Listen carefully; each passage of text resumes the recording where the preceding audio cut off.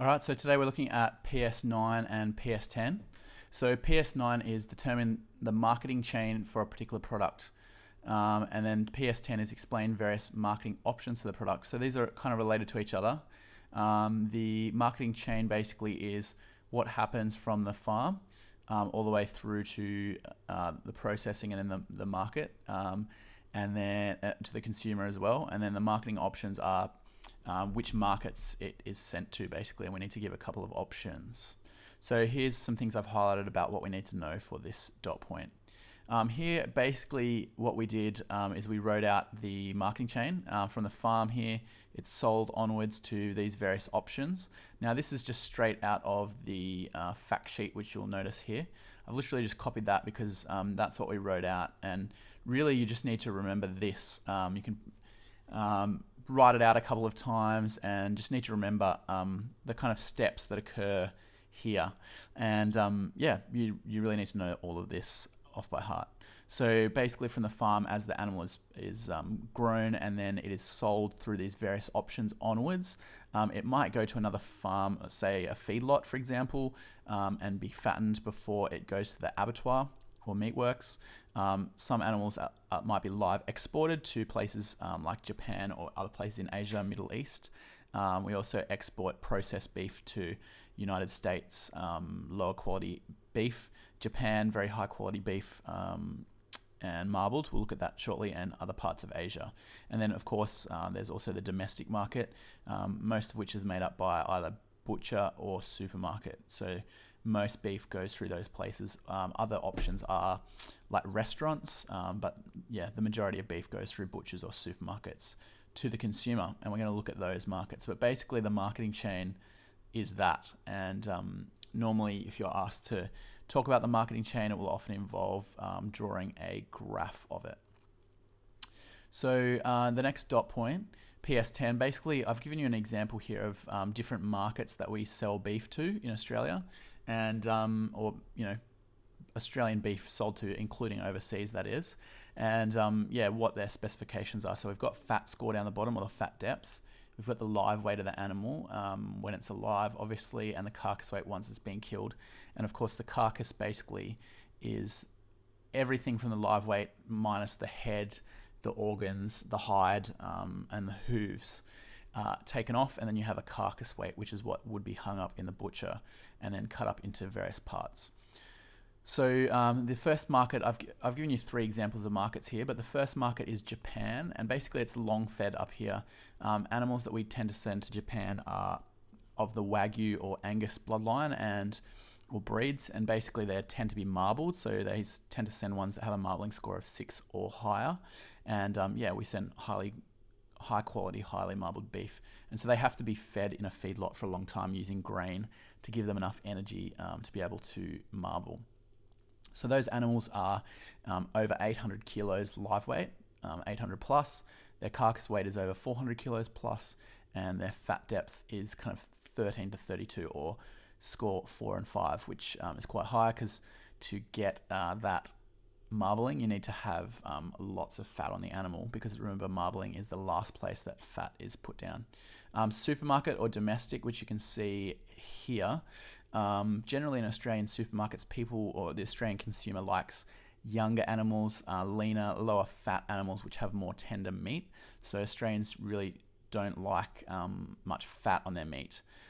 So the animals are younger, 400 to 600 live weight, 200 to 300 kilos carcass weight, and 7 to 22 mil fat depth, 3 to 4 mil. Sorry, 3 to 4 fat score, that should say fat score. But remember that you do need to have fat on a carcass, because something without fat, it tends to be very dry. So you do need fat, but as I mentioned, Australians, the supermarket trade, prefers lower fat. The third market I've chosen is MSA. So we've got MSA here. It's quite a big box, but you'll remember MSA from the taste testing we did, and you should remember what it stands for, which is Meat Standards Australia. This is a kind of way of growing cattle which was come up with after they did hundreds of thousands of taste tests with consumers. And you can go to places like Woolies. They have a whole section of their beef where they have beef, that's MSA beef, all in that one area. It has the MSA logo on it, and basically those carcasses have been grown in a certain way to guarantee high eating quality, and so they have certain specifications such as age, breed, and sex to ensure the quality of that meat. And so they can be between 350 and 600 kilos, 200 to 350 kilo carcass weight, and 7 to 22 mil fat depth. So, and obviously that will need these characteristics here to ensure that it is a good quality. It'd be a good idea to have a read of these fact sheets as well, briefly. In terms of markets, here are markets that we send our beef to overseas.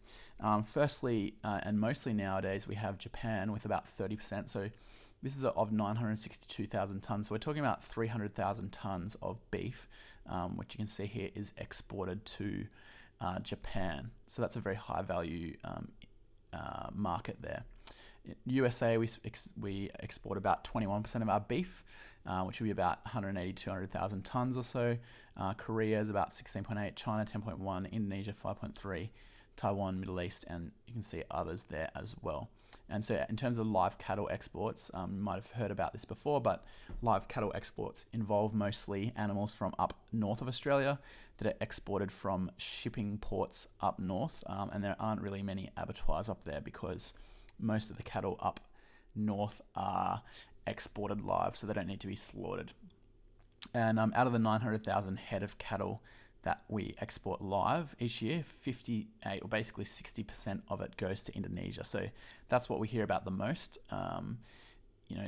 Live exporting cattle to Indonesia, and when there was an issue and the cattle were stopped being exported to Indonesia for a while due to welfare concerns of their slaughter in abattoir in 2011, and that's a big issue because Indonesia is our biggest market for live exported cattle, and then Vietnam with almost 20%, and the other ones are fairly small.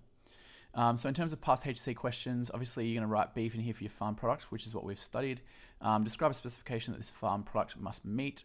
It must meet a marbling score of 6 or more to be sold to the Japanese market. So I've mentioned the market, mentioned the measurement, and then I've said that marbling is a measure of intramuscular fat, which is fat within individual muscle fibers.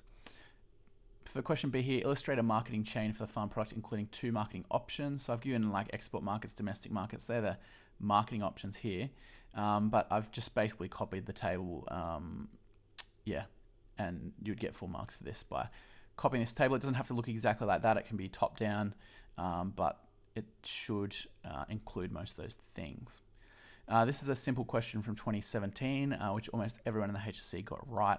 As long as you put 2 things that happen between the animal on the farm and what the consumers eat, and in order, then you got the correct marks. The only way you could get this wrong is either it was just not correct in terms of it was something that was not intelligible, or they were out of order. Some people occasionally put things that were backwards, so maybe here they put cutting up parts, and then they put abattoir here. Obviously stupid mistake, but as long as you put anything here that made sense in order, in logical order, progressive order, then you'll get the 2 marks for that.